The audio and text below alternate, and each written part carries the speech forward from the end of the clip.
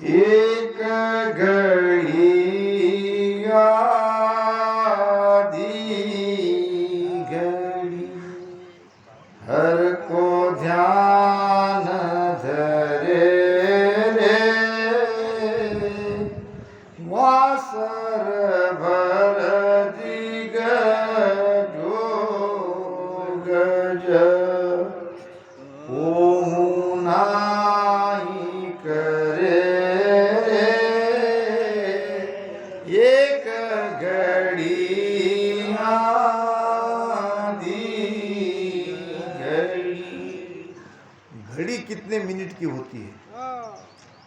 एक घड़ी होती है 22.5 मिनट की। 22.5 मिनट या 11.15 मिनट। एक घड़ी 22.5 मिनट की, आधी घड़ी 11.15 मिनट की। कैलकुलेशन कर लो, मैं बता दूंगा नीचे आके। एक घड़ी आधी घड़ी हर को ध्यान धरे, यानी इतना ही करना ऐसा नहीं है। इतना भी किए आपके पास समय नहीं है, आप व्यस्त हो, फिर भी समय में से समय निकाल के कोई भगत एक घड़ी या आधी घड़ी भजन करेगा तो ये कितना मूल्यवान है, कितना कीमतवान है, ये महाराज बताना चाह रहे हैं। तुलसी संगत साध की कटे कोट अपराध। एक घड़ी आदि में पुनः तुलसी साहब ने उसमें और फैसिलिटी दे दी, आदि में पुनः तुलसी संगत साध की कटे कोट अपराध। करोड़ों अपराध, करोड़ों पाप इस आदि घड़ी सत्संग से कट सकते हैं, मिट सकते हैं। संतों ने ये प्रमाण दिया है। वा सरभर जिग जोग जप कोवू नहीं करे। ये एक घड़ी आधी घड़ी सुमिरन के बराबरी न कोई यज्ञ करता है, न कोई जप करता है, न तप करता है। ये इससे भी कीमतवान है। 68 तीरथ नाहिए नीत न्यात जीवावे। 68 तीरथ नीत न्यात जीवावे तोई छिन भर ध्यान के जोड़े नहीं आवे। तोई छिन भर ध्यान के जोड़े नहीं आवे। एक घड़ी आधी घड़ी। 68 तीरथ। तीरथ नहाए तो कर 68 रे एको भूलन जावे। कौन सा भूलना नहीं है तीरथ। अब हम तो तीरथ जाते नहीं, फिर भी हमारी वाणी जी में ये ज्ञान है। सब तीरथ करने के बाद भी पुष्कर धाम को अगर भूल जाओगे तो फलित नहीं होगा। केवल और केवल ब्रह्मा जी का मंदिर पुष्कर धाम में ही है। ये को भूलन जावे पुष्को को मत भूलो, सगुण भक्ति करने वाले के लिए कह रहे हैं। अब ये तीर्थ जाने से इसके फल की प्राप्ति क्या होती है? तीर्थ नहाए फल एक मिले, संत मिले फल चार, सतगुरु मिले फल अनंत, ताका करो विचार। आपके सामने सब रख रहे महाराज, आपको तीर्थ जाना है जाओ, क्या पाओगे? एक फल। कौन सा फल? निरोगी काया। तीर्थ में जाके दहाने से काया निरोगी होगी, मोक्ष नहीं होगा, जन्म मरण नहीं मिटेगा। कहीं कोई लिखा है तो बताओ तीर्थ नहाने से आपका मोक्ष हो जाएगा? नहीं लिखा है। संत मिले फल चार। क्या चार फल मिलते हैं संतों मिलने से? काम, अर्थ, धर्म, मोक्ष। ये चार फल संत मिलने से होते हैं। काम अर्थ क्या है? काम का तो शब्द से अर्थ है कामना। संत मिलने के बाद जो यानी हमको मनुष्य शरीर में परमात्मा ने डाल दिया है, तो उनका जो निर्णय है वो उसमें हमको राजी रहना है। यानी संसार की उत्पत्ति हो तो कहने का मतलब क्या, हमेशा वो काम वासना में नहीं रहना है, मर्यादित काम और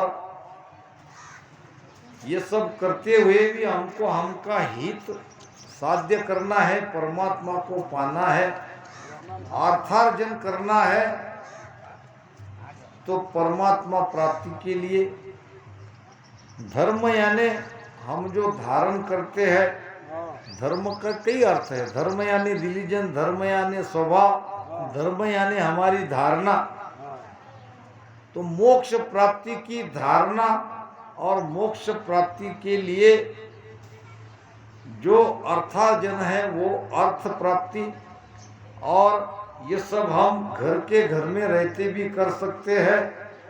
तो परिवार को त्यागना नहीं है, परिवार को छोड़ना नहीं है, केवल इसमें से मन को निकालना है और परमात्मा की भक्ति करना है, मोक्ष प्राप्ति करना है। ये संत मिलने पर ये चार फल हमें मिलते हैं। सद्गुरु मिले फल अनंत। अब सद्गुरु मिलते ही ये सारा चक्कर ही मिट जाएगा, जन्म मरण से मुक्त हो जाएंगे। तो महाराज कहते हैं 68 तीर्थ नहा के नित न्यात जिमा। तीर्थ जाके हम हमारे न्यात को, जाति बिरादरी को बुलाते हैं, उनको जिमाते हैं, प्रसाद बांटते हैं। महाराज कहते हैं कि कोई क्षण भर ध्यान के जोड़े नहीं आवे। एक क्षण भर आपने ध्यान किया, परमात्मा को याद किया, ये 68 तीर्थ के फल की बराबरी ये एक क्षण के ध्यान के इतनी भी नहीं है। लाख बरस लगा तपस्सु,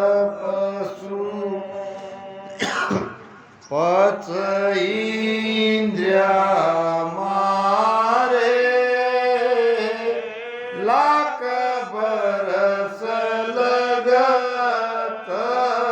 तपस्सु, पच इंद्रिया मारे। तो सुविद को नाम है, जे जन हृदय धारे। सुविद को नाम है, जे जन हृदय धारे। एक घड़ी आधी घड़ी हर को ध्यान धरे रे।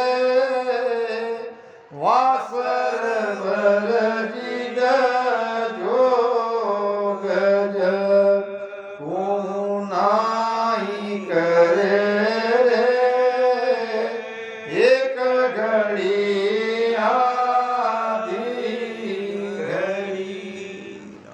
लाख बरस लग तब सो। कितने बरस? लाख बरस लग तब करो।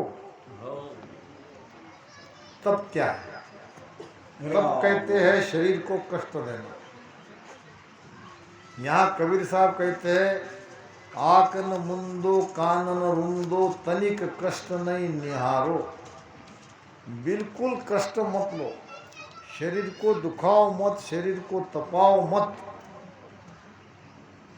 केवल सुमिरन करो। सुमिरन कर सुखराम कहे सहजा वा विद हो। अब सुमिरन करना क्या है? केवल श्वासा आ रही है जा रही है, उसमें मन और ध्यान को लगाओ और रसना से राम राम करो। कुछ करना नहीं है, बस इतना ही करो, करते रहो निरंतर। सब आया उस एक में, डाल पात फल फूल। दादू पीछे क्या रहा, जिन पकड़िया निज मूल। अब जिसने ये निज को पकड़ लिया, मूल को पकड़ लिया, उसके हाथ में सब आ गया। सब आया उस एक में। हाथी के खोज में सब कोई समाया। एक व्यक्ति था, उसने नया नया मकान बनाया। अपने मित्र को कहा कि चलो जरा तुम्हें मैं मेरा मकान बताता हूँ। और दूर देखा, मित्र आया, दूर से बहुत बढ़िया मकान दिख रहा था। उसने कहा वाह दोस्त, मकान तो काफी अच्छा बनाया है, आगे देखो मकान की विशेषता तुमको बताता हूँ, तो बताओ। तो उसने कहा ये जो दरवाजा है, ये मेरे पास भेड़ बकरियां है, भेड़ बकरियां को जाने के लिए ये दरवाजा मैंने बनाया है। आगे बताया, आगे का दरवाजा है मेरे गाय भैंसों के लिए, मेरे पास गाय भैंसों कई है, वो इस दरवाजे से निकली। आगे गया, ये दरवाजा किस लिए? मित्र ने पूछा। तो ये हमारे लिए, हम इस दरवाजे से आएंगे जाएंगे। आगे ले गया, आगे तुमको और एक विशेष बात बताता हूँ। एक बहुत ही विशाल दरवाजा था। उसने बताया इतना विशाल दरवाजा ये क्यों? उसने कहा मेरे पास हाथी है। हाथी कितना बड़ा रहता है, उसके लिए, उसको निकलने के लिए, आने जाने के लिए इतना बड़ा विशाल दरवाजा बनाया। उसने कहा अरे मूर्ख, इतना दरवाजा जब तूने बनाया है तो ये और दरवाजे की क्या आवश्यकता थी? ये हाथी के दरवाजे में से भेड़ भी निकल जाते, बैल भी निकल जाते, भैंस भी निकल जाती है, तुम भी निकल जाती, और छोटे छोटे दरवाजे बनाने की जरूरत नहीं है। तो सब आया उस एक में, डाल पान पत फूल। दादू पीछे क्या रहा, जिन पकड़िया निज मूल। सकल ग्रंथ का अर्थ है, सकल बात की बात। दरिया सुमिरन राम का, कर ली जो दिन रात। राम जी कर ली जो दिन रात। सबसे पहले मूल में बने 4 वेद, ऋग्वेद, सामवेद, यजुर्वेद, अथर्वणवेद। कहते हैं ब्रह्मा के 4 मुख थे, पूर्व पश्चिम उत्तर दक्षिण। 4 मुख से 4 श्लोक निकले, और 4 श्लोक के 4 वेद बने। 4 वेद सुन ब्रह्मा किया, नारद सीख श्रवणा लिया। उन उपदेश व्यास ने गायो, इस विद वेद जगत में आयो। कैसे आया वेद? ब्रह्मा के 4 मुख से 4 श्लोक निकले। 4 श्लोक को सुना नारद जी ने, और नारद जी ने बताया अपने शिष्य व्यास जी को। 4 श्लोक के बने 4 वेद। वेद में ऋचाएं है, वेद संस्कृत में है। वेद सबके लिए आसान नहीं है, सबके लिए उपलब्ध नहीं है। और ऐसा नहीं है कि वेदों में कुछ नहीं है, वेदों में भी है, मगर वेदों में वो है जो हमें चाहिए, संसार में जीने के लिए चाहिए। वहाँ माया के सुख है, वेदों में वो बात नहीं है जिससे हमारा आवागमन मिट जाए, वो ज्ञान नहीं है, वो भेद नहीं है। अब वेद सबको पढ़ना, पठन करना, मथन करना आसान नहीं है। वेद के बाद बने 6 शास्त्र, 6 शास्त्र के बाद बने 18 पुराण, फिर 108 उपनिषद, और इसके बाद आई गीता जी। अब वेद पढ़ने की आवश्यकता नहीं, उपनिषद की आवश्यकता नहीं, शास्त्र पुराने में उलझना नहीं, ये गीता ही काफी है। अब गीता का अध्ययन करने के बाद संतों ने ये सब एक ही शब्द में लाया, राम। गीता का सार राम ही है। जैसे सारों वेद पुराण शास्त्रों का सार गीता है, वैसे गीता का सार है राम। महाराज कहते हैं 68 तीर्थ नहाइए, नित न्यात जिमावे। आप करना चाहे तीर्थ करो, व्रत करो, जाति बिरादरी को बुलाओ, उनको जिमाओ, आपकी मर्जी। मगर मैं आपको बताना चाहता हूँ, तासु ईद को नाम है, उससे अधिक ये नाम है, ये राम नाम है। मगर कब? जे जन हृदय धारे, हृदय में अगर धारण करोगे, विश्वास के साथ रटन करोगे, तो ये उससे अधिक है, नहीं तो अधिक नहीं होता। दादू दुनिया डूब गई, ले ले हरि का नाम। राम नाम सब कहे, ठग ठाकुर और चोर सभी तो करे। क्या उनका भगवान अलग है? चोर भी तो राम नाम रटन करके ही चोरी करने के लिए जाते हैं, और उनको सफलता मिलती भी है। हृदय में धारण करना पड़ेगा, विश्वास से रटन करना पड़ेगा, तब ये नाम काम आएगा। पति पत्नी दोनों नाव में बैठ के जा रहे थे, और बीच रास्ते में तूफान आया, नाव डगमगाने लगी, और सारे प्रवासी थे, अलग अलग धर्म के, सब अपने अपने परमात्मा को याद करने लगे। इस्लाम धर्मीय था तो अल्लाह को पुकारने लगे, ख्रिस्ती हो गए तो भगवान यीशु ख्रिस्त को पुकारने लगे। ये सब अपने अपने इष्ट को पुकारने लगे।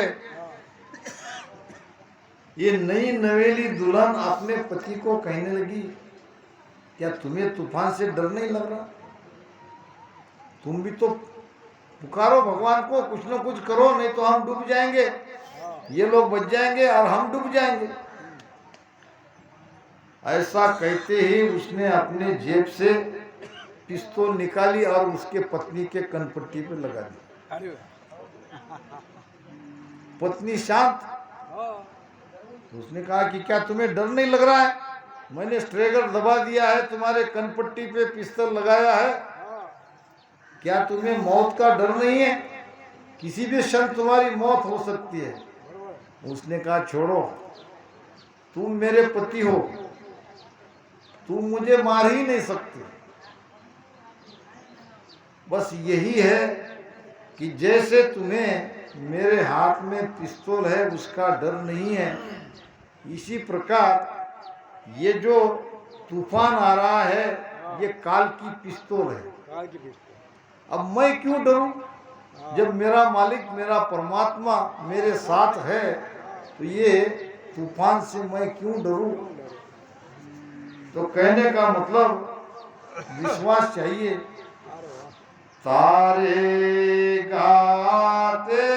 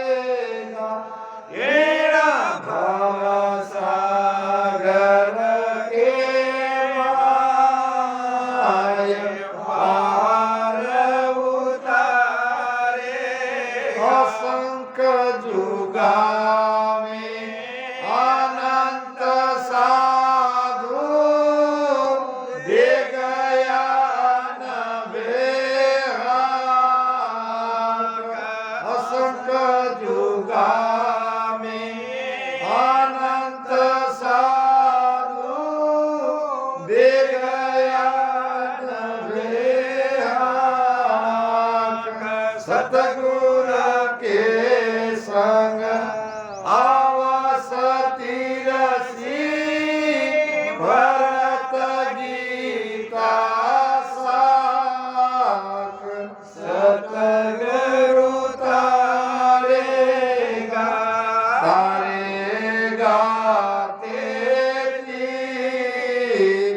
सिमरत तारेगा ईड़ा भव सागर के माय पार उतारेगा पूरा पीछम दिस उगिए इसको आगे सब हाँ किन जरूर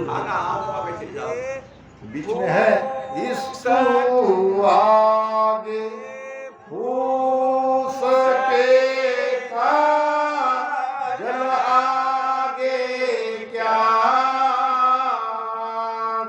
इसको आगे हो सके का जल आगे क्या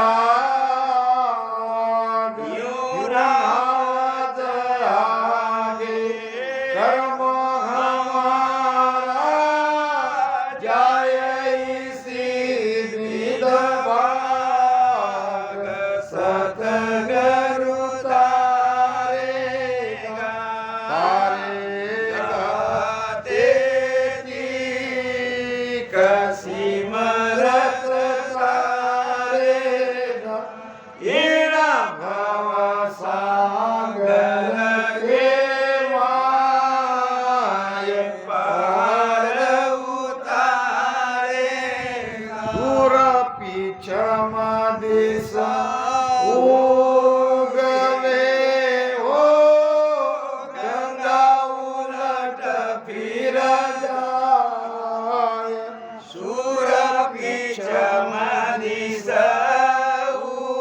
उगवे हो गंगा उलट फिर जाय तोय मारा सतगुरु तारसी हो मोय भरोसो माय सतगुरु तारेगा तेरी सिमरत तारेगा ईड़ा भव सागर के माय पार उतारेगा ओ मन मेरो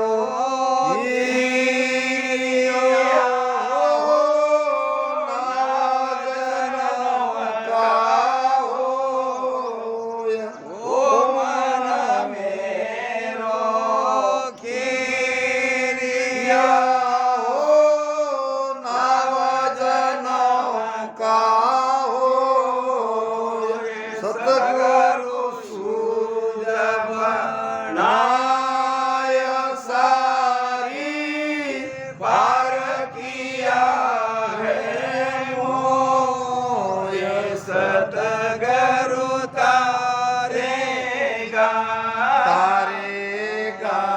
तेरी सिमरत तारेगा ईड़ा भव सागर के माय पार उतारेगा जन सुख देव कहे सांभलो सतगुरु शरणे आए जन सुख देव कहे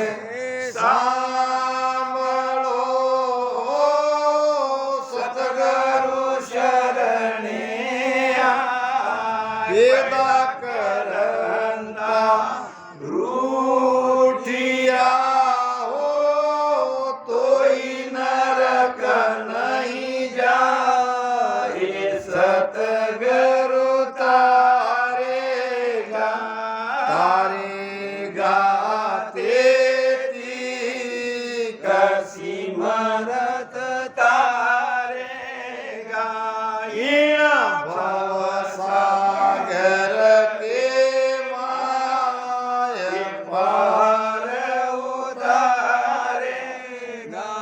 सतगुरु सुखराम जी महाराज ने धन्य हो।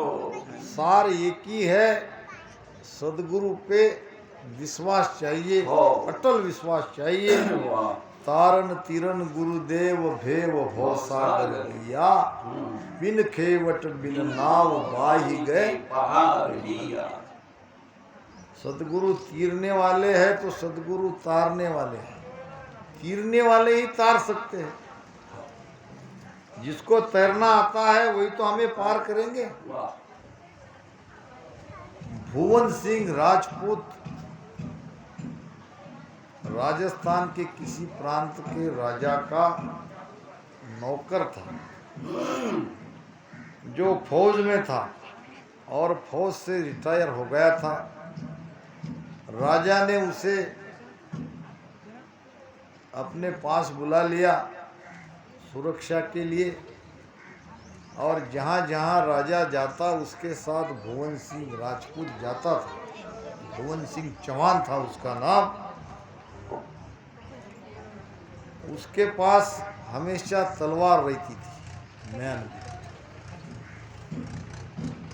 देखो इंसान का जीवन कब बदल जाता है।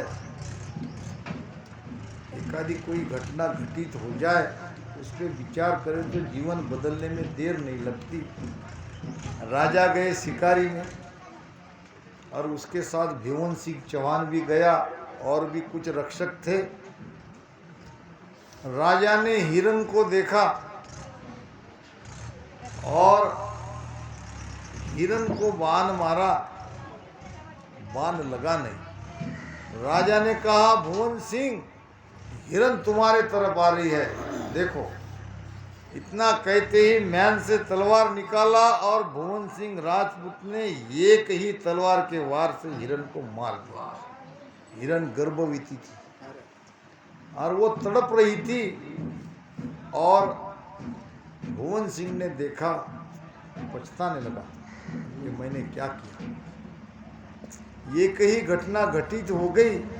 उसने शपथ ले ली, सौगंध खाई कि आज से मैं हथियार नहीं उठाऊंगा। अब राजा ने तो उसको शूरवीरता देख के नौकरी पे रखा था। अगर राजा को तलवार नहीं दिखेगी राजा नौकरी से निकाल देगा।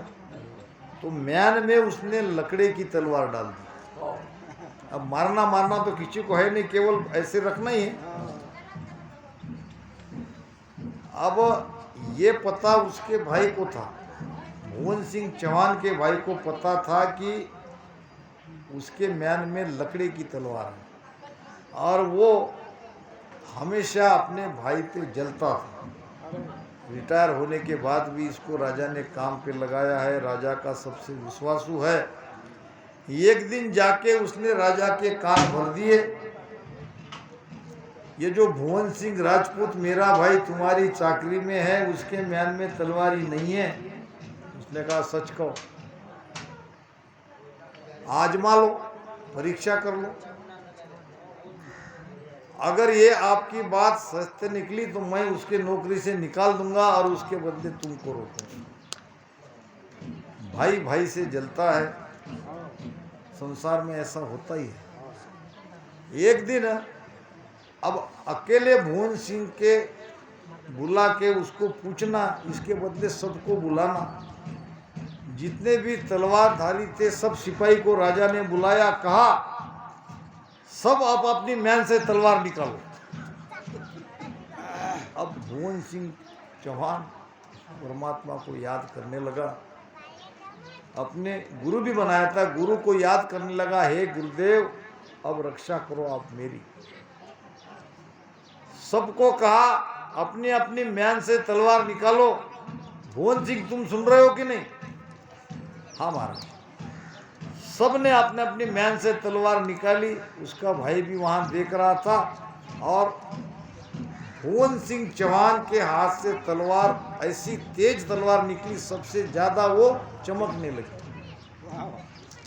अब उसने देखा तलवार तो लकड़ी की है मगर ये कैसी हो गई तलवार, औलाद की तलवार रहती ना, ये कैसी बन गई। तो ऐसी तलवार लेके वो रोने लगा, हे परमात्मा, हे गुरुदेव, दिन हुआ, आपने इस दास की रक्षा करी। परमात्मा क्या नहीं कर सकता, विश्वास करना है। विश्वास नहीं है तो कभी भक्ति आगे नहीं बढ़ेगी। तारेगा तेतिक, तेतिक नाम निश्चित 101%। और काम संसार में कोई होगा नहीं होगा ये जरतर है, मगर सदगुरु के शरण में आने वाला डूबेगा नहीं। सदगुरु तारेंगे, निश्चित तारेंगे। ये भाव से हमें भक्ति करनी है। अब हरजस तो बहुत बड़ा है, समय होते आ रहा है, अपना जो हरजस चल रहा है उसका ही अर्थ करके यहाँ वाणी महाराज को विराम देके आगे महाराज फरमाते हैं, क्रोड़ यत्न करणी बिंद राखे माही। क्रोड़ यत्न करणी बिंद राखे माही। ये सुख देव तोई चितवन समनाही।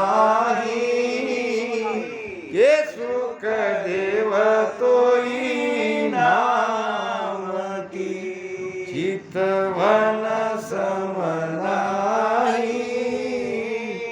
एक घड़ी आधी घड़ी। महाराज फरमाते करोड़ यत्न, यत्न नाम प्रयत्न, कोशिश, करोड़ों प्रकार के प्रयत्न करके देख लो, सफलता नहीं मिलेगी। और यहाँ तक कि वीर्य का एक थेम भी शरीर से बाहर निकलने मत दो। इतना ब्रह्मचर्य व्रत रखो। महाराज कहते कि कुछ भी नहीं पाओगे, कुछ भी नहीं मिलेगा इतना सब करने के बाद भी। के सुखदेव तोई नाम की चितवन सम नहीं। चितवन किसे कहते हैं? भजन का चिंतन करते रहना, इसको कहते हैं चितवन। भजन करना एक है, भजन का चिंतन करना एक है। एक गाय चराने वाला 25 साल का भोला भाला लड़का था। जंगल में गाय चराने गया रोज की तरह। एक दिन एक संत वहां से आए, जाके संत के दर्शन किए। संत ने कहा, अरे भाई भजन भजन करते हो? उसने कहा, मुझे क्या मालूम भजन किसे कहते हैं, आप बताओगे तो करूँगा। अरे ठीक है, बैठो, आसन लगाओ और दोनों श्वास में धारोधार राम राम करो। अब गुरु बना लिया, गुरु ने जैसा कहा वैसा किया। अब कहने लगे कि रोजाना 10 मिनट इसी प्रकार में एक आसन पे बैठ के भजन करना। अब जैसा गुरु ने कहा वैसा वो करता गया। सुबह उठते ही 6 बजे से उठ के वो भजन की चिंता करने लगा। जल्दी जल्दी काम निपटाना है, मुंह धोना है, नाश्ता चाय पीनी है, नहाना है, और भी कोई घर के काम है। कब यह काम निपटाओ और कब भजन करो। भजन तो करना था 10 ही मिनट, मगर सुबह 6 बजे से चिंतन थी, भजन की चिंता लगी रहती थी। अब ऐसा उसका रोज का नित्यक्रम बन गया।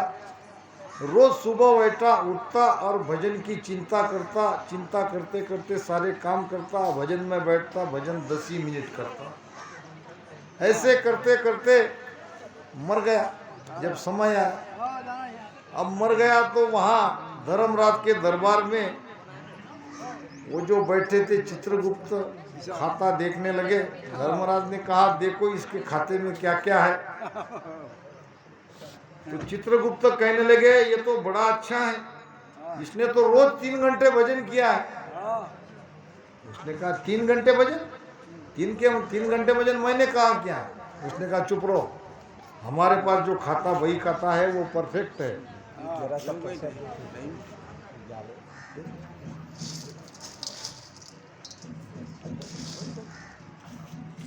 तो महाराज कहते हैं चिंतन भी काम करता है। तो उसने कहा कि इसके खाते में 3 घंटे का भजन लिखा है। उसने कहा मैंने 3 घंटे भजन किया ही नहीं। तो चित्रगुप्त ने कहा भजन तुमने 10 ही मिनट किया है, मगर चिंतन तुम्हारा रोज का 3 घंटे का था। कब उठूं, कब काम धंधा करूं, भजन की चिंता थी, भजन की चिंता लगी रहती थी। और वो चिंता भी भजन में लिखा गया। तो भजन करना और भजन के चिंतन करना भी भजन ही है। तो इस प्रकार भजन की चिंता करो, भजन की चितवन करो, चित्त में सदा सुमिरन को याद रखो और कल्याण होने में देर नहीं लगेगी। इन्हीं शब्दों के साथ